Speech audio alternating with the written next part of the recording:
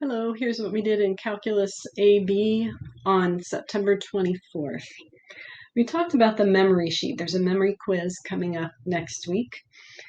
And a memory sheet is a good idea to just kind of keep together all the things that you're going to want to know off the top of your head without having to spend time or think about them very much.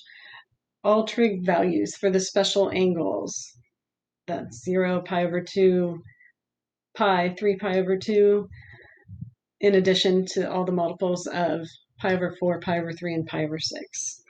Inverse trig function values as well. Make sure you know what the ranges are for those. A couple of special trig limits that we've talked about: sine x over x, cosine x minus 1 over x. And this function that we've used as an example, it's a good idea to remember also what the graph looks like of absolute value x over x. Goes towards 1 from the right, towards -1 from the left, not defined at 0. In addition, it's a good idea to keep definitions and theorems that have figured prominently. Someday I'm going to get this so we can actually see them. There we go. So the limit definition of the derivative, the definition of continuity at a point, the intermediate value theorem. And we'll be adding to this list as we go on through and encounter some more stuff. Next, we spent some time looking at homework. So homework was 2.1, part 3. The requested problems were 5 and 6, where we had a graph of a function and wanted the graph of the derivative based on what the function was doing. Then there's a stray number 4 at the end that was use the squeeze theorem to evaluate this limit. We started off with cosine x being between -1 and 1, which it is all the time. And then notice that since x is going to infinity in our limit, if I divide by a large positive number, that preserves the inequality. That's still true. And then the limits on the ends both go to 0, which means by the squeeze theorem, my function is squeezed in between, in the middle. It has nowhere else to go.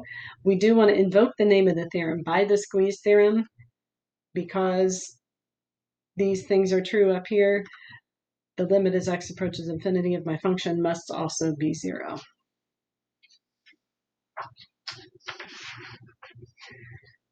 We also took a look at number 8 and number 9, which were, here's the derivative, draw the function. So that's kind of backwards from 5 and 6.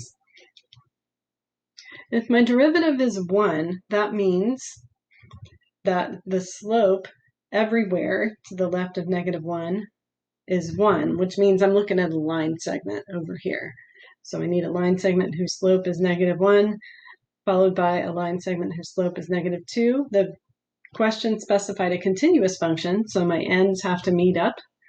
I had a function value specified, f of 0 is -1, and this is the way that the actual functions weren't part of the question. We just observed that those are the equations of those lines based on the drawing. 9 was similar. 9a was a continuous function with some given slopes. 9b was a discontinuous function, so I have segments with the same slopes. They're just not connected at their endpoints. And finally, we looked at the multiple choice page. This was really the only one there was any disagreement about. This was the second one, and I believe was true, false, and this showed that the answer was 2. We're looking at the limit as x approaches 0 of this function, which I can rewrite like this. Sine x over x goes to 1 as x approaches 0. 1 plus 1 is 2.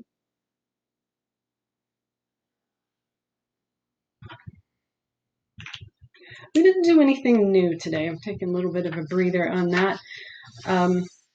Homework for tomorrow is just a recap of everything that we've done for the last several days in section 2.1.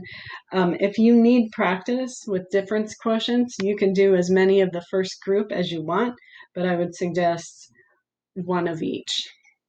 You can skip number 15 because it's a calculator one that we haven't talked about yet, and then 11 on to the end are all good.